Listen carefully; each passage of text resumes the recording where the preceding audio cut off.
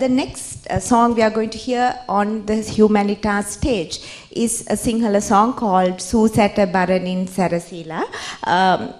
Can we have the lyrics, please?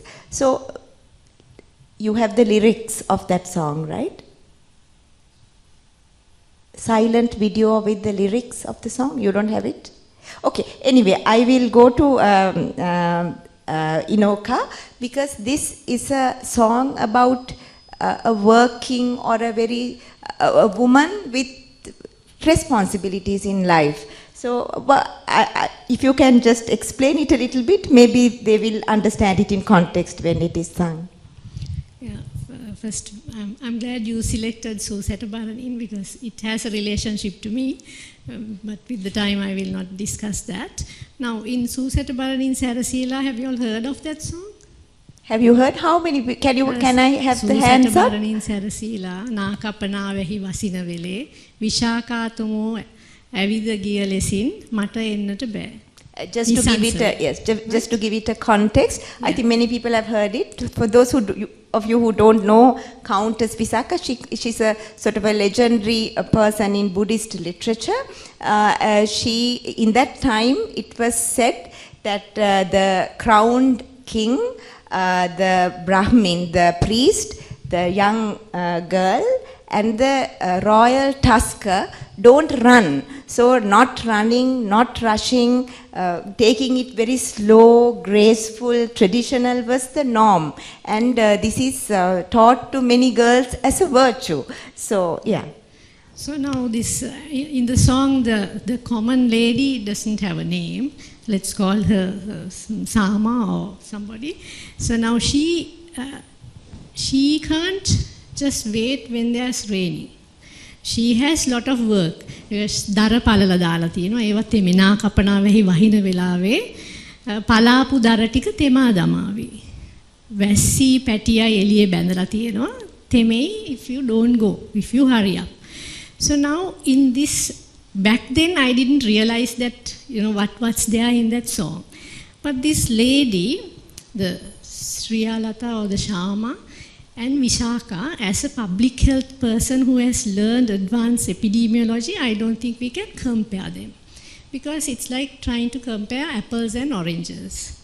But certainly, in this audience also, there may be people who represent this range of Visakha Tomo and the Sriyalata. Because they are from different socio-economic backgrounds. Now this Sriyalata, I think when Santhu told about the context or the social norms of what is expected of Visakha Tomo, I'm sure Visakha Tomo was more stressed in heavy rains rather than this Sriyalata. Because, and the other thing of Sriyalata is, Sriyalata knows herself. She's aware of herself and the circumstances around her life. So whether it's myself or Professor Aloka Patirana or Santushya, we are from different contexts. As long as we know who we are, we will be able to regulate ourselves well. So that is the basis of happiness plus the mental health that Prof spoke of. Because in mental health, the first foundation stone is self-awareness. If you are not self-aware, you will not be able to regulate. So this Sriyalata knows that her context is that she has to work hard. So she knows the events or the chores of her life, daily life, and she somehow stands up and holds her head up and try to regulate herself in order to make the balance in her life. So when she does that, she is not envious of Visakha Tomo. Because we can't compare ourselves 100% with other people. If we try to do that only, that mental status and the balance would be disturbed. So she's not envious, she's not angry of Visakha Tomo. She's maybe compassionate and empathic, understanding the context of Visakha Tomo, but handling and regulating herself. Can I quickly ask you a question? When you are a woman in medicine, a female doctor who has children, who have to do night shifts, who have to do a very difficult schedule, sometimes you have to leave your sick child to go and do your shift, and sometimes you have to fight with your own family to assert your right to go and work in a ward when your own child is having fever. It is very hard to fight with your own people. So this dilemma, this mental trauma, if I may say, but you know, can you just be philosophical about it? Haven't we all felt it as women in medicine and doctors? Definitely, we all feel that. At least once in our career, we will feel that. Now, I remember when I was doing MD, the course, my daughter got dengue and then she was in the ICU. So I had to be there with her, come to the course and so on. So that's how we need to, that's the balance that we are talking about. But now, from the perspective of mental health, or going back to where you were from after facing a trauma, we can remind ourselves few things. Why we chose medicine? Because now we need to be aware of what is ahead of us and what may be expected of us. And also, from I think 5 of you mentioned that things expected of us may be more than we can afford to. So when we remind our minds that this is our profession and this is the toll that we will have to face, that may calm down. And also we need to tap into the support networks from the family members, yes, or any other people. Yes. Professor Aloka Pathirana, this is not a dilemma only for a woman. You're a surgeon, very busy, unexpected surgeries. Your life is also as unpredictable as that of a mother. Do you have anything to add to this? As a male, of course, I would say my wife was very important because they was really supportive. So although she was in the medical profession, she made sure that my life was okay and that I was able to go on with my training and my commitments without it affecting my program. But whenever it was necessary, I made sure that I was also with the children, with the wife, with the family, because I didn't want to neglect any of them at any point of time. So I made sure that I had time for them. So even schoolwork, I made sure that my calendar, my diary had time for them when it was necessary. So I was also happy. Right. Thank you. So we are going to now listen to Chenuli, a medical student here at the faculty, sing Susatavaranin Sarasila. A round of applause to Chenuli.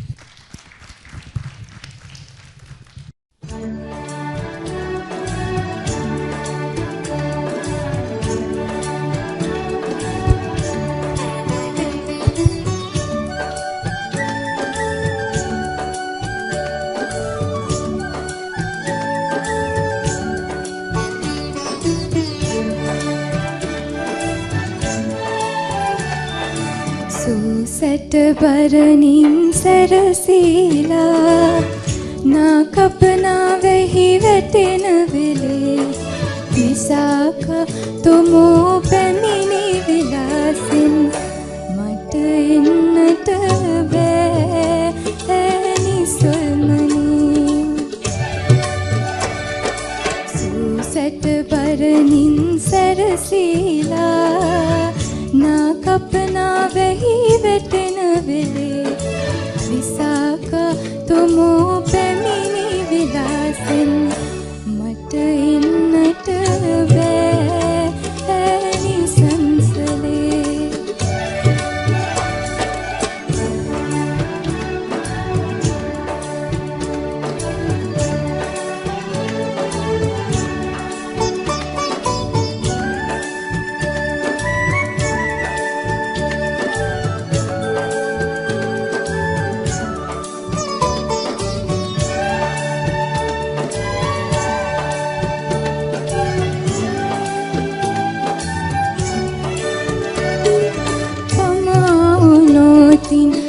Mandaram යකු පලාපු දර ටික තෙමා දමාවි පමාවුනෝතින් රත්ති පැටියයි ඕවිට අයිනි පිමී නැහෙවි සූසැට් බරණින් සැරසීලා නා කපනා වැහි වැටෙන වෙලේ විසාකා තුමෝ පැමිණි විලාසෙන් මට එන්නත් බෑ නිසංසලේ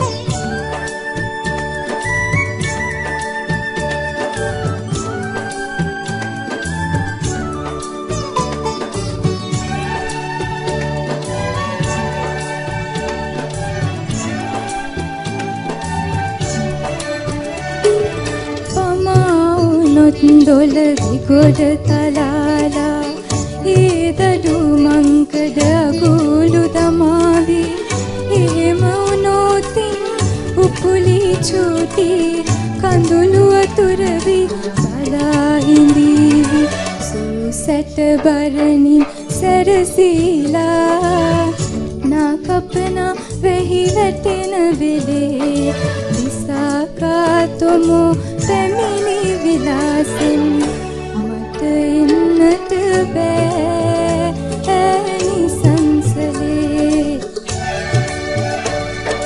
සූසැට බරණින් සැරසීලා නා කපනා වෙහි වැටෙන වෙලේ විසාකා තුමෝ පැමිණි විලාසෙන් මට එන්නට බෑ